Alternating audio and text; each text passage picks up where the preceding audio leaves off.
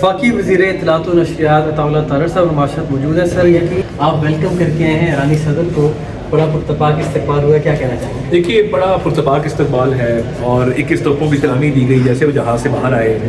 हमारे पाकिस्तान एयरफोर्स के जंगी जहाज़ों ने उनको फ्लाई पास जो है वो किया और उसके बाद वज़ीर आज़म, सदर मुमलिकत, वज़ीर दाखिला हम सारे वहाँ मौजूद थे और बड़ा एक वार्म वेलकम उनको दिया गया है। पूरा इस्लामाबाद इस वक्त पाकिस्तान और ईरान के झंडों से जो है उसको सजाया गया है। दोनों साइड की क़यादत की तस्वीरें हर जगह मौजूद हैं।